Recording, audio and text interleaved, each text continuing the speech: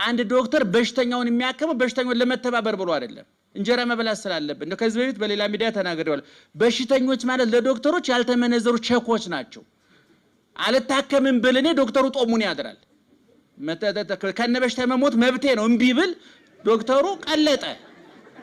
እውነቴን እኮ ሐኪም ቤት አልሄድም ብል እዚህ ሀገር እንደውም አንድ ካሊድ ጅብራን ታቆታላችሁ እንደው ከኔ የበለጠ ኤፍሬም ያበጥረው ነበር እሱ ቢናገረው ካሊድ ጅብራን ስለ ሰይጣን የጻፈው ጽሑፍ አለና ሰይጣን ከቄሱ ጋር ነው የሚደራደረው እና አንተን ልታመሰግነኝ ይገባል እኔ ባልኖር እኮ ዓለም ላይ ያሉ ቤተክርስቲያኖች የሉም ነበር እንዴት እኔን ትጠላኛለህ ይላል ቄሱ እኔ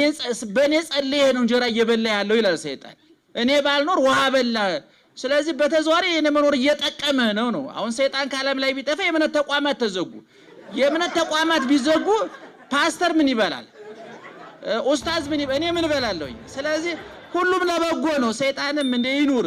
ባይሆን አይበጥብጥ ነው እኛ ተረጋግቶ ይቀመጥ እንጂ ያልነው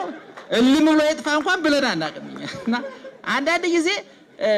ቢሮ ስትቀመጡ እኔ ለጉዳይ ስመጣ ሸክም አድርገህ ልታኛ ይገባል እኔ አንተ ቢሮ ባልመጣ ትቀነሳለህ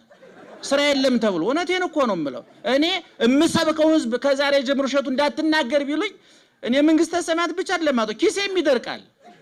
ስለዚህ ሰሚዎችን አክብር የመያዝ አለብኝ ማለት ነው ደስ ብሏችሁ ስራችሁ ልትሰሩ ይገባል በጎ አድራጎት አይደል ልግስና አይደለም የኛ ህዝብ